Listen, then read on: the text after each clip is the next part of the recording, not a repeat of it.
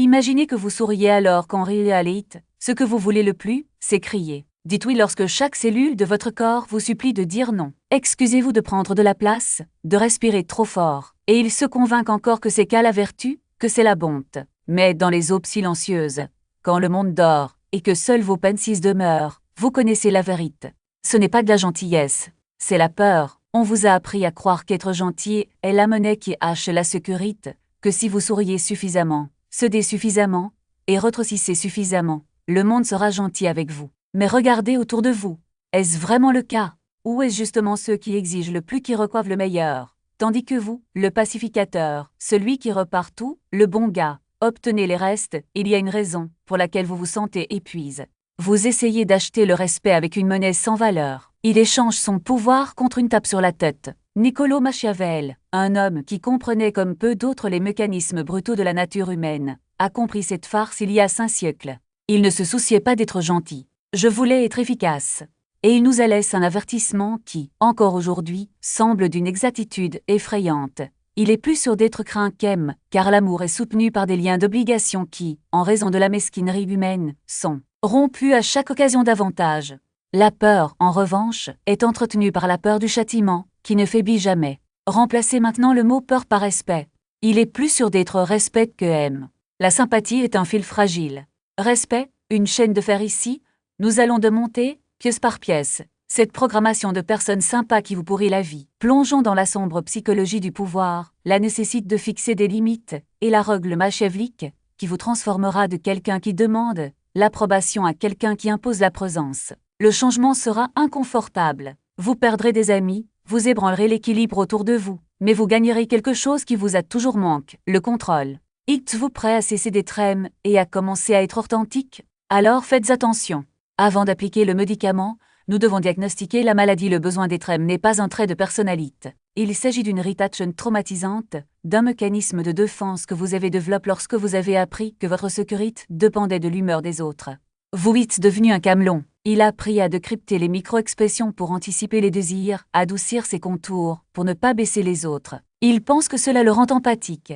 En fait, cela fait de vous un esclave de l'extérieur. Lorsque votre objectif principal est de plaire, vous confiez le contrôle de vos émotions à toute personne qui croise votre chemin. Le visage laid d'un col gâche votre matinée. Un message sans réponse détruit votre paix. Vous ne vivez pas une vie, vous jouez un rôle. Et le public est capricieux. Machiavel savait que la nature humaine est, au fond, égoïste. Les hommes, dit-il, changent facilement de comportement lorsqu'ils imaginent pouvoir améliorer leur situation. En d'autres termes, les gens vous apprécieront tant que vous serez utile. Ils seront sympas tant que c'est pratique. Mais dès que votre utilité prend fin ou que vous devenez une nuisance, cette convivialité s'évapore. Si vous construisez votre vie sur le principe d'être aimé, vous construirez votre maison sur du sable. La marée de l'égoïsme humain l'emportera. Le respect, en revanche, se construit sur des fondations différentes. Il naît de la compréhension que vous avez des limites insurmontables, une voix qui ne peut être réduite au silence, et une valeur qui ne se prête pas à la négociation.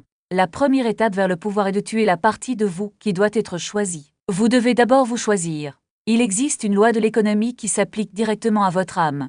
La rareté crée de la valeur. Pensez alors, c'est précieux parce que c'est rare. Pensez maintenant à l'air. C'est vital, vous en avez besoin pour survivre, mais vous ne le payez pas, ne l'appréciez pas. Pourquoi? Parce qu'il est partout, toujours disponible. La plupart des gens sont comme l'air, ils sont toujours accessibles, toujours prêts à écouter, aider, être d'accord. Et précisément parce qu'elle est partout, elle n'est valeur ici nulle part. Machiavel a compris le pouvoir de la distance. Saviez-vous qu'un lead très accessible devient commun? Pour être respect, il faut maîtriser l'art de l'absence tragique. Cela ne veut pas dire disparaître. Cela signifie arrêter de donner votre temps gratuitement. Arrêtez de répondre aux messages dès leur arrivée. Arrêtez de dire oui aux projets que vous détestez juste pour combler le silence. Arrêtez de donner votre avis quand personne ne vous le demande. Lorsque vous êtes toujours là, vous ne laissez aucune place aux gens pour que vous leur manquiez. Cela ne leur laisse aucune possibilité de se demander ce que vous pensez. Et c'est dans ce vide psychologique, dans cette curiosité forcée, que naît le respect. Lorsque vous vous éloignez, la dynamique change. Soudain, votre temps devient un privilège, et non un droit. Votre attention devient un cadeau, et non une garantie. Les gens respectent ce qu'ils doivent accomplir. Si votre validation est donnée gratuitement, elle ne vaut rien. Faites-les travailler pour cela. Il y a un piège dans lequel vous tombez chaque fois que vous essayez de fixer une limite. Vous expliquez. Il dit « Je ne peux pas y aller aujourd'hui, parce que je dois me lever tôt, et j'ai été trop fatigué ces derniers temps. » Et Art. Chaque fois que vous justifiez votre nom, vous demandez l'autorisation d'avoir une limite. Vous ouvrez une négociation. Cela signale que votre nom est faible, que vous pouvez être convaincu. Et ils essaieront. Ils démontreront votre excuse. Ah, mais tu fatigues. Reste juste 1 heure. As-tu besoin de travailler? Prends ton cahier. Machiavel dirait qu'un souverain ne justifie pas ses décrets. Il agit simplement. La phrase la plus puissante de la langue anglaise est un mot complet. Non, non, je ne peux pas faire cas. Ça ne marche pas pour moi. Je ne suis pas disponible. Remarquez le silence qui suit. C'est là que réside votre pouvoir. C'est inconfortable, lourd. Vous ressentirez un besoin physique de le remplir d'une conversation nerveuse. Ne faites pas cas. Laissez le silence travailler pour vous. Lorsque vous refusez de vous expliquer, vous montrez que votre décision est définitive. Vous dites que vous ne recherchez pas l'approbation. Vous annoncez un fait. Au début, cela fait peur. Vous vous sentirez impoli, cruel. Mais attention à la réaction. Les gens ne vous attaqueront pas. Ils s'ajusteront. Ils respecteront la limite, parce que vous l'avez respecté en premier. Celui qui s'explique est celui qui se sent coupable d'exister. La personne qui annonce clairement ses besoins est celle qui connaît leurs valeurs. Cela vaut la peine de clarifier quelque chose d'important. Lorsque Machiavel parle de peur, ou lorsque nous parlons de respect, nous ne faisons pas référence à l'agression. Le gars bruyant du bar qui veut se battre avec tout le monde n'est pas respect, c'est dangereux. Le patron qui crie après les salariés n'est pas craint. Il les déteste et ridiculise dans son dos. La vraie peur machiavélique, ou le vrai respect, est en rinal et calme. C'est la conscience que vous êtes dangereux, mais que vous avez le contrôle de vous-même. Jordan Peterson l'a dit un jour, un homme inoffensif n'est pas un homme bon. Un homme bon est un homme dangereux qui a appris à contrôler son monstre, qui n'ont pas besoin que vous vous sentiez complet, mais qui choisissent d'être à vos côtes parce qu'ils reconnaissent ce que vous apportez. Ces personnes n'apparaissent pas immédiatement. Ils ne sont pas attirés par le désespoir, mais par la carence. Ils ne s'approchent pas de ceux qui demandent de l'attention, mais de ceux qui ont déjà leur propre lumière, et qui n'ont donc pas besoin de voler celle des autres. Le respect n'est pas une récompense qui peut être gagnée avec une gentillesse forcée. C'est une monnaie qui s'accumule grâce aux actions et non aux paroles. Si vous passez votre vie à dire oui pour éviter de vous blesser, vous enseignez aux autres que leurs besoins n'ont pas d'importance. Si vous avalez des insultes pour maintenir la paix, vous signez un contrat dans lequel l'autre est le créancier et vous, le débiteur. La vraie paix n'est pas l'absence de conflit, mais la certitude que, s'il survient, vous êtes capable d'y faire face, ou de vous en sortir sans rien perdre. Il y a une différence subtile entre être généreux et être exploite. La générosité est un acte de pouvoir. Vous donnez parce que vous le pouvez, pas parce que vous le devez. L'exploitation est ce qui se produit lorsque vous confondez gentillesse et faiblesse. Quand quelqu'un vous demande une faveur et que vous ressentez le poids de l'obligation, ce n'est pas de la générosité, c'est de la soumission. Lorsque vous faites quelque chose en attendant d'être reconnu et qu'il ne vient pas, ce n'est pas de l'ingratitude, c'est que vous avez mal calculé. Le vrai pouvoir réside dans le fait de donner sans attendre de retour, mais aussi dans le refus sans culpabilité. La plupart des gens vivent dans un état de négociation constante, échangeant des miettes d'affection contre des miettes de validation. Ils acceptent moins que ce qu'ils méritent, parce qu'ils ont peur que le plus n'existe pas. Mais plus n'est pas une place, c'est une position.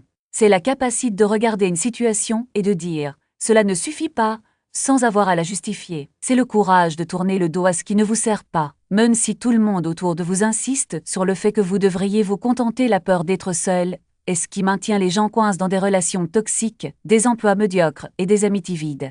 Mais la solitude n'est pas le contraire de la camaraderie, c'est le contraire de la dépendance. Lorsque l'on cesse d'avoir besoin des autres pour se sentir entier, la solitude cesse d'être une menace et devient un refuge. C'est là, dans le silence, que l'on apprend à entendre sa propre voix. C'est là que l'on se rend compte que la compagnie la plus importante est celle qu'on garde avec soi. Les personnes qui se plaignent le plus d'être ici sont souvent celles qui s'offrent le plus. Ils confondent disponibilité et valeur, et ressentent du ressentiment lorsque les autres ne leur rendent pas l'appareil. Mais la valeur ne réside pas dans le fait d'être toujours disponible, mais dans le fait d'être irremplaçable. Et vous ne devenez irremplaçable que lorsque vous cessez d'être prévisible, quand vous n'êtes pas toujours disponible, quand vous ne réagissez pas de la même manière, quand vous ne vous laissez pas de crypter. La neutralité n'est pas la froideur. C'est une stratégie. Lorsque vous arrêtez de riguer automatiquement, vous gagnez du temps pour choisir vos combats. Lorsque vous arrêtez d'expliquer vos décisions, vous forcez les autres à en assumer les conséquences. Lorsque vous cessez de justifier votre absence, les gens apprennent à respecter votre espace, ou disparaissent. Le respect n'est pas quelque chose que l'on demande. C'est quelque chose de nécessaire, pas avec des cris, pas avec des menaces, mais avec le calme de quelqu'un qui sait que, si nécessaire, il peut détruire, et choisit de ne pas le faire. C'est la différence entre un lion rugissant et un lion qui regarde. Le premier fait peur, le second terrifie. Car le premier peut-être provoque, la seconde, jamais il en veut un comme cas. Pas un dormeur, Machiavel a écrit ses plus grandes œuvres en exil. Il savait que la clarté vient de la solitude. Vous abandonnez une peau qui ne vous sert plus. Vous brisez un moule cri pour une version plus petite de vous-même. C'est le prix à payer pour accéder à un niveau d'existence supérieur. Vous échangez l'euphorie bon marche d'une fausse approbation contre la nourriture solide et profonde du respect de soi. Voici le paradoxe que Machiavelli connaissait mais ne disait pas toujours à voix haute. Lorsque vous arrêtez d'essayer d'être léger, les gens commencent à vous aimer. Pas l'affection superficielle et fausse à laquelle vous s'habituent, mais une attirance magnétique et authentique. Pourquoi? Parce que les gens ont soif de reality. Ils en ont assez de ceux qui mentent pour maintenir la paix. Ils sont épuisés par ceux qui se dissolvent dans l'air au premier vent. Lorsque vous fixez des limites, vous faites en sorte que les autres se sentent en sécurité. Ils savent où vous êtes. Ils savent qu'il n'y a pas de ressentiment cash. Ils vous font confiance. Et la confiance est le fondement de toute véritable connexion. L'ironie est la suivante. En renonçant aux besoins d'extrême, vous devenez la personne la plus respectée et, éventuellement, la plus magnétique de la pièce. Mais il faut être prêt à passer par le feu de la désapprobation pour y arriver. Il faut accepter d'être le méchant dans l'histoire de quelqu'un pour pouvoir être le héros dans la vôtre. Le choix vous appartient. Vous pouvez continuer à sourire, à être d'accord, à mourir petit à petit, en espérant qu'un jour le monde vous remerciera. Spoiler. Ce ne sera pas le cas. Ou tu peux te lever. Vous pouvez tracer une ligne dans le sable. Vous pouvez accepter la peur. Vous pouvez exiger le respect non pas en criant, mais en étant quelqu'un qui ne peut être piétine. Machiavelli a déclaré. Ce ne sont pas les titres qui honorent les hommes, mais les hommes qui honorent les titres.